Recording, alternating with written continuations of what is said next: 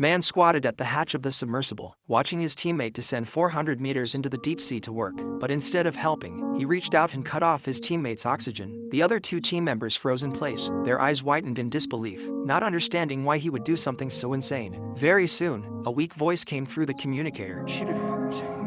But hearing that, the two teammates who had just been shocked did not turn the oxygen back on. Instead, they pulled off his tether and threw it into the sea, leaving him no chance to return, letting him suffocate to death. Killing a teammate who lived and worked alongside them turned the atmosphere in the submersible dead silent, but the three of them had no choice. Because of the storm, they were trapped 400 meters under the sea, and their oxygen was running out. The teammate who insisted on diving had wasted precious air. They had no other options. Just as they were filled with guilt, a strange sound suddenly came from nearby. The three looked closely and found the heater was broken. The temperature in the deep sea was extremely low.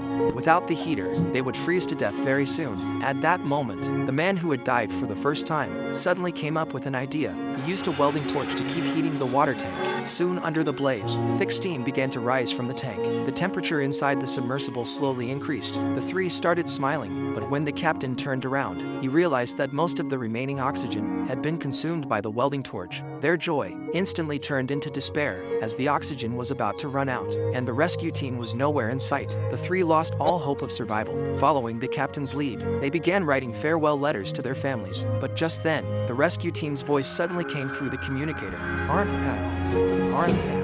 The captain was startled, quickly moved closer, grabbed the communicator, and told the rescue team their current position. But to his surprise, the rescue team said the storm was still raging, and the ship couldn't get close at all. They'd need at least 3 more hours to get them out alive. Hearing that, the captain was devastated, because their remaining oxygen wasn't even enough for 3 people to breathe for 1 hour. There was no way they'd last that long. While he was deeply worried, Hunter came up with an idea. At the junction of the oil pipeline, there might be spare oxygen tanks for maintenance workers. If they could find those tanks, they could hold out much longer. This made the captain hesitate, because diving would speed up oxygen consumption. If they failed to find the tanks, they wouldn't even last an hour. But at a life or death moment, he couldn't think of a better plan. After a short consideration, he agreed to Hunter's proposal. Soon Hunter put on his suit and headed toward the pipeline junction. The man and the captain stayed inside the diving bell, guiding him from there. The tether slowly sank into the water and soon disappeared halfway. But in the pitch-black sea, Hunter couldn't find the pipeline. With oxygen nearly gone, the two left behind fell into despair.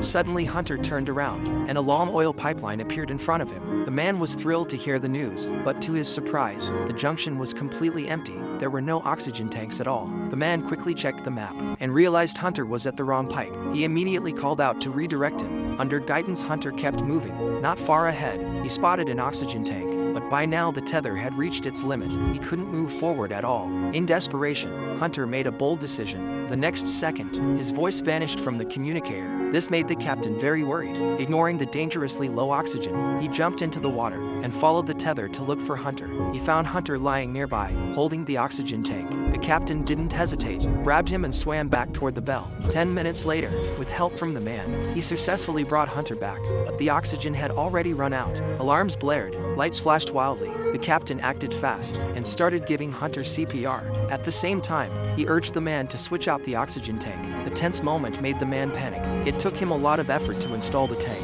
As the sound of air filled the room, oxygen levels quickly rose, and calm was slowly restored. Then the two quickly fitted Hunter with a rescue mask. With oxygen flowing in, he gradually regained consciousness. Hunter was successfully revived, and with the recovered oxygen, they could now last until the rescue arrived. The captain and the man finally smiled in relief. At that moment, the communicator behind them buzzed again. The captain quickly grabbed it and asked if the rescue team had arrived. But the rescue team said, though they had reached the area, there was wreckage everywhere. They couldn't pinpoint the exact location of the bell and didn't know how much longer it would take. After saying that, they cut off communication without waiting for the captain's reply. Hearing the silence, the captain weakly put down the communicator and sank into deep despair because the oxygen they had wouldn't last that long. The man noticed something was off, quickly stepped forward to comfort him, and suggested releasing a beacon to mark their location, but that meant someone had to risk diving into the water. After a long discussion, the captain volunteered to go. He quickly suited up and swam to the designated spot, but just as he was about to activate the beacon, his hands went weak from lack of oxygen. He couldn't open the beacon at all.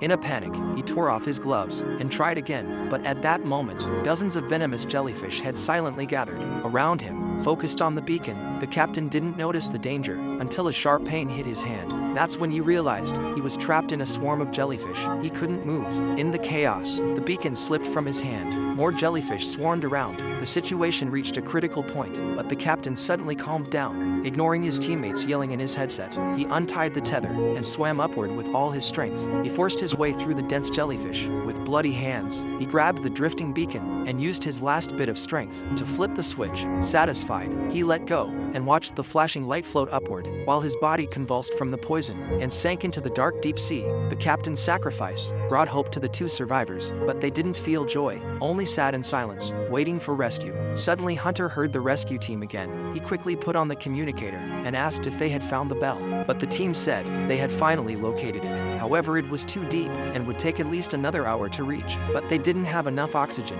to survive that long.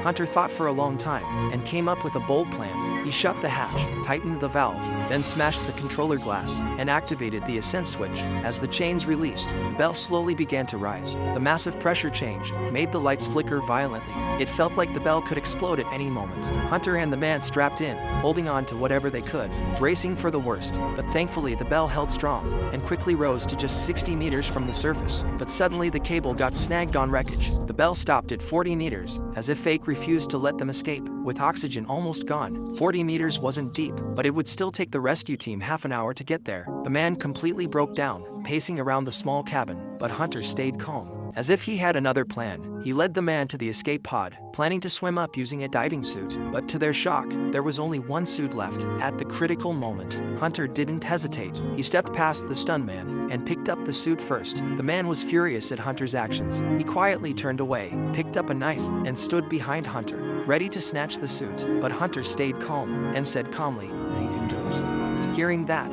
the man gave up. He wasn't Hunter's match, so he dropped the knife and waited to die. But the next second, he was stunned. Hunter didn't leave. Instead, he handed over a letter he had written, asking the man to deliver it to his family if he survived. Then he helped the man into the suit and informed the rescue team. Just like that, the man entered the water, carrying Hunter's hopes, and began to swim toward the surface, but without proper decompression. As he neared the surface, his head suddenly throbbed, and his organs felt like they were swelling. In horror, a metallic taste flooded his throat. He ripped off his helmet, and blood poured out of his mouth. That meant his organs had ruptured from decompression sickness. He needed immediate help. In this life or death moment, the man had to gamble. He endured the pain of his body tearing apart and swam upward at full speed. The intense urge to breathe made him open his mouth wide. As blood kept pouring out, seawater rushed into his lungs. Bubbles exploded all around him. The man was on the brink of death, surviving only by sheer will, and just before losing consciousness, he broke the surface, floating helplessly. Luckily,